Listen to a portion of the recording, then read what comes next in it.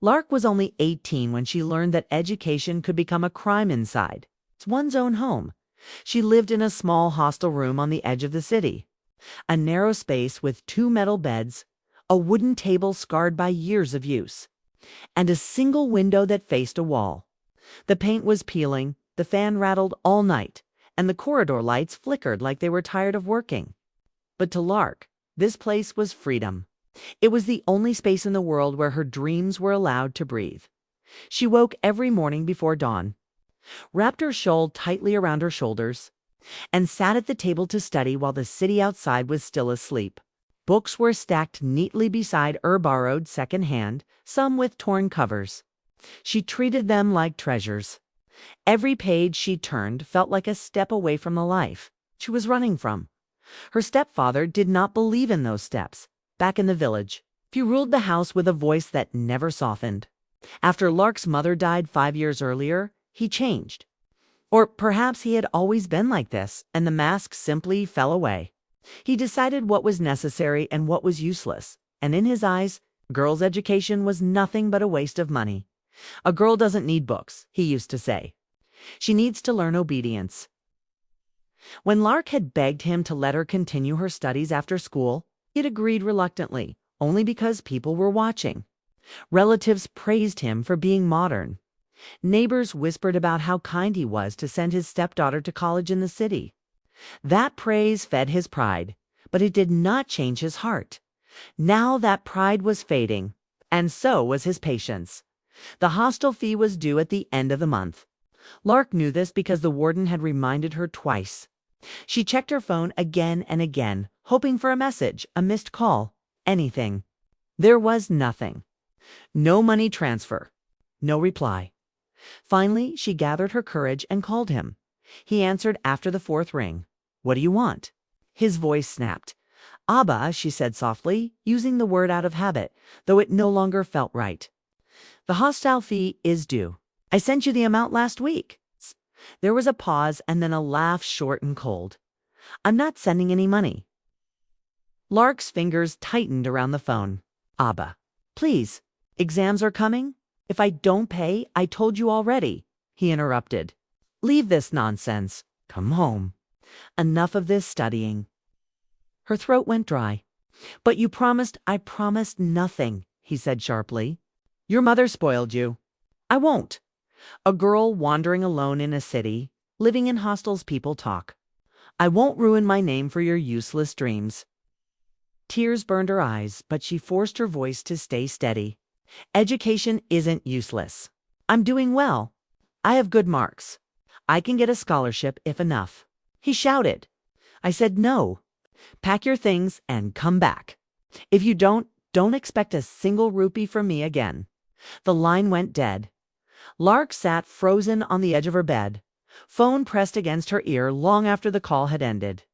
The fan continued its noisy rotation above her, unaware that her world had just cracked open. That night, she didn't sleep. Her roommate Santa noticed her swollen eyes in the morning. "What happened?" she asked gently. Lark tried to smile. Nothing, but something had happened. Something heavy and irreversible. By the end of the week, the hostel warden called her into the office. The woman's expression was firm but not unkind. "Lark, I understand your situation," she said. "But rules are rules. If the fee isn't paid by Monday, I'll have to ask you to leave." Lark nodded silently. She had no words left. She walked back to her room feeling smaller with every step. Students passed her in the corridor, laughing, discussing assignments, complaining about exams. Their lives moved forward while hers felt like it was being dragged backward. Toward a place she had fought so hard to escape, that evening she tried calling her stepfather again. This time, he didn't answer. She sent a message instead. "Please don't do this to me. Let me finish my education. I will work. I will support myself." The reply came hours later. "Girls who work forget their limits. Come home." Something broke inside her, then not loudly, not all at once, but like a slow tear in fabric that could never be stitched the same way again. On Monday morning, she packed her bag. Each book she placed inside felt heavier than the last. As she folded her clothes, Memories flooded her mind, her mother brushing her hair and saying, "Study. Lark, knowledge is something no one can steal from you." Her mother's voice was the reason she had come this far. And now, even that felt like it was being taken away. Santa hugged her tightly at the hostel gate. "Don't give up," she whispered. "This isn't the end." Lark nodded, but she didn't believe it. The bus ride back to the village felt longer than it ever had. The buildings slowly disappeared, replaced by dusty roads and familiar fields. With every mile, her chest tightened. She wasn't returning home. She was returning to a cage. Her stepfather was waiting when she arrived. "So," he said, standing in the doorway with crossed arms, "you finally listened." Lark stood silently, her bag at her feet. "From tomorrow," he continued, "you'll help in the house. No more books. No more foolish dreams." She looked at him then, not with fear, not with tears, but with something new. A quiet, burning resolve. She didn't argue. She didn't beg Dot, she simply nodded Dot that night. Lying on the thin mattress in the room she once shared with her mother, Lark stared at the ceiling. The house was silent, but her mind was loud. Education had been taken from her hands, but not from her heart. Her stepfather thought he had one. He didn't know that this was only the beginning. Deep inside, a promise was forming, slow, dangerous, and unbreakable. One day she would return to that city. One day she would rise so high that the man who tried to bury her dreams would have no choice but to look up. And when that day came, he would understand the cost of crushing a girl who only wanted to learn. The village did not welcome Lark back. It swallowed her. Days began before sunrise. Her stepfather believed idleness was the root of rebellion, so he filled her hours with endless work. She swept the courtyard until her hands ached, washed clothes until her fingers cracked, cooked meals she barely tasted. By nightfall, her body collapsed, but her mind stayed awake, restless and angry. Books were locked away. He had taken her bag the first night and searched through it, his face hardening with every notebook he pulled out. "These are poison," he had said, throwing them into an old trunk. "They fill your head with nonsense." The trunk was locked and pushed into a corner like a coffin for her dreams. Lark said nothing. Silence became her shield. She learned quickly that tears only pleased him. Resistance invited cruelty. So she obeyed, bowed her head, and waited. But inside her, something dangerous was growing at night.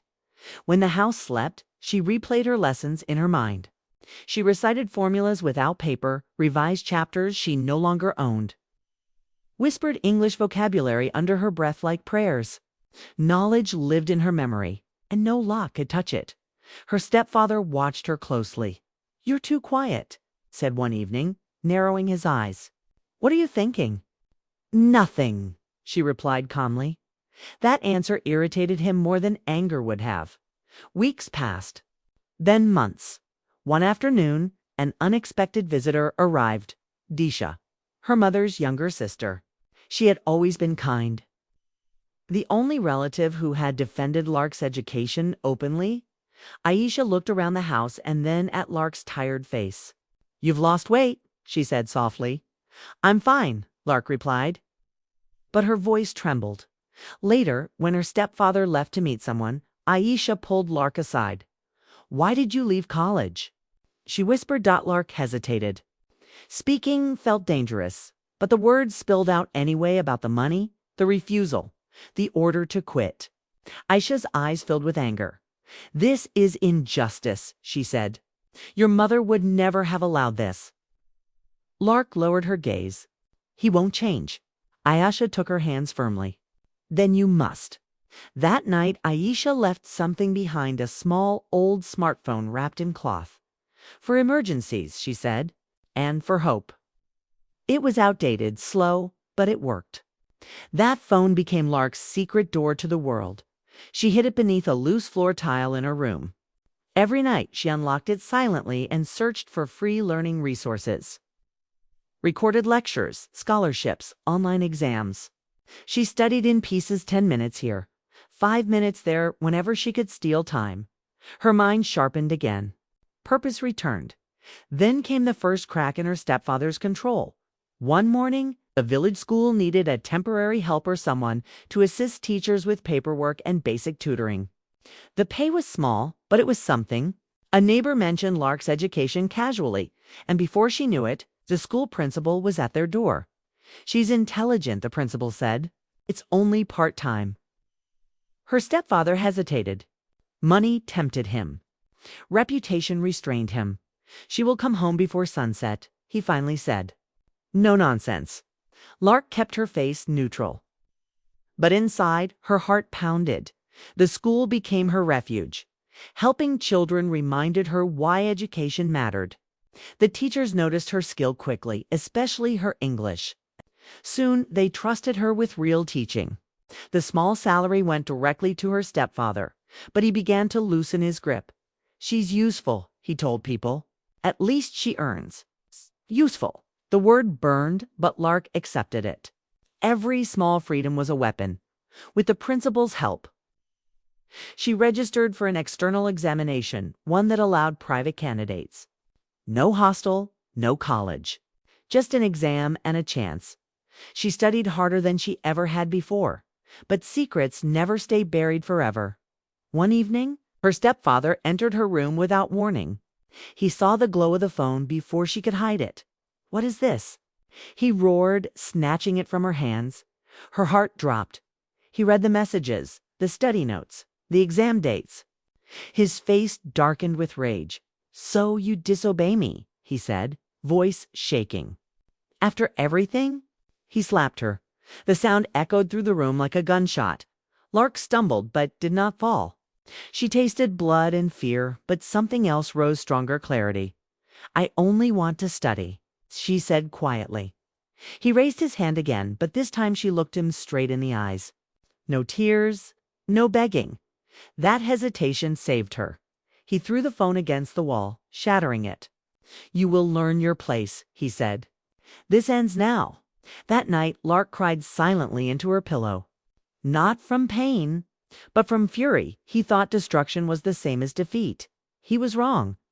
Aisha returned weeks later and saw the bruised Lark tried to hide. "Enough," she said. "I won't watch this anymore." Plans were made quietly, carefully.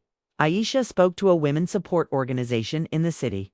They offered shelter, legal guidance, and most importantly, education support for girls in abusive homes. Leaving would mean war. The night Lark left.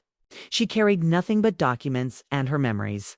She did not look back at the house in the city shelter. Surrounded by strangers who understood pain, Lark finally slept without fear for the first time. She wasn't surviving, she was preparing. Her stepfather filed a missing report, not out of concern but to protect his image. When officials questioned him, whispers began.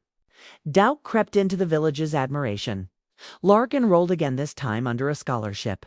New books. New start. As she sat in a classroom once more, pen in hand. She made a vow. She would not just succeed. She would rise so high that the truth would follow her name everywhere. And when it did, the man who tried to erase her future would be exposed not by anger, but by undeniable success. The city did not feel kind, but it felt possible. Lark learned quickly that freedom was not comfort, it was responsibility. At the shelter, rules were strict, but they were fair. No shouting, no fear. Every girl there carried a story carved by cruelty, and in their silence, Lark found strength. She was not alone anymore. Classes were harder than before. She had lost time, fallen behind, and the pressure was constant. But hunger sharpened her focus, while others complained about workloads. Lark studied like her life, depended on it because it did. She ranked among the top students in her first semester. Teachers noticed. One of them, Professor Nadia, called her aside after class. "You don't study to pass," she said. "You study to escape." Lark smiled faintly. "To build," she corrected. Opportunities followed discipline. A paid internship at an NGO, public speaking workshops, debates. She learned how to speak without trembling, how to tell her story without crying. Her voice became clear, steady, dangerous for the first time. She spoke about girls forced to leave education. She did not mention her stepfather's name. Not yet. Meanwhile, back in the village, the story was changing. People asked questions. Why had the girl run away? Why did officials visit the house twice? Why was the stepfather suddenly defensive? He blamed Lark, called her ungrateful, disobedient, corrupted. By the city. But doubt is louder than anger. When Lark's article was published, online about a girl denied education by family, pressure it spread quietly at first. Then faster. NGOs shared it. Teachers shared it. The girl remained unnamed, but the village recognized the details. Her stepfather felt it before he understood it. Invitations began arriving for Lark. Seminars, youth panels, interviews. Each time, she told the truth carefully, not emotionally, but factually. Calm facts are sharper than accusations. She left because she wanted dignity, one host summarized. That sentence traveled further than any scream could. Lark graduated with distinction the day she held her degree. She didn't smile for the camera. She closed her eyes and thought of her mother. "This is yours too," she whispered. Success brought independence. A stable job followed policy research, education reform. She sent money to Aisha first, then to the shelter, never to the house she left. Her stepfather heard her name on the radio one afternoon. An award, a speech, a mention of family resistance. His hands shook. He went to relatives demanding support. But pride has a cost. People had seen the articles, heard the whispers. No one defended him loudly anymore. Then came the final step. Lark returned to the village not as a girl, but as a guest of honor. A local school invited her to inaugurate a new girls' scholarship program. Banners carried her name. Cameras flashed. Children applauded. She stood on the stage calmly. Her stepfather stood in the crowd. Shrinking dot in her speech, she spoke gently. "Some people believe stopping a girl's education protects honor," she said. "But honor grows when we let her rise." She paused. "I am here because someone tried to stop me and failed." Applause thundered. She did not look at him. She did not need to. After the event, elders approached her stepfather with questions, with judgment disguised as concern. That night, sat alone in the house he once ruled. Lark visited her mother's grave the next morning. She placed flowers and smiled through tears. "I kept my promise," she said. Revenge had not been loud. It had been complete. The applause faded, but the silence that followed was louder. After Lark left the village, her name stayed behind like a shadow that refused to move. People spoke it carefully, now some with pride, others with guilt. Mothers pointed to her story when arguing for their daughter's schooling. Teachers used her journey as an example. The same walls that once echoed with doubt now carried questions that could not be silenced. Her stepfather felt those questions everywhere at the tea stall, at family gatherings, in the way people looked at him and then looked away. No one accused him openly. They didn't have to. Truth had already settled in their minds. The respect he had built for years began to rot quietly. Invitations stopped coming. Opinions he once shouted were now ignored. The power he loved, the power to control, to decide, slipped from his hands like dry soil. For the first time in his life, he was invisible in the city. Lark's life moved forward. She was offered a leadership role at the NGO where she worked, focusing on education access for girls from rural areas. She traveled across districts, speaking to families, listening to stories that sounded painfully familiar. Each time she sat across from a frightened girl, she saw her younger self. "You're not disobedient," she told them gently. "You're brave." At night, when exhaustion pressed into her bones, memories returned the slap, the locked trunk. The words, "leave your education." They still hurt, but they no longer ruled her. Pain had become fuel. One afternoon, a letter arrived. The handwriting was unmistakable. It was from her stepfather. The letter was short, awkward, and stripped of authority. He did not apologize, not fully. Men like him rarely did. But the words carried something close to fear. People talk, it read. You have ruined my name.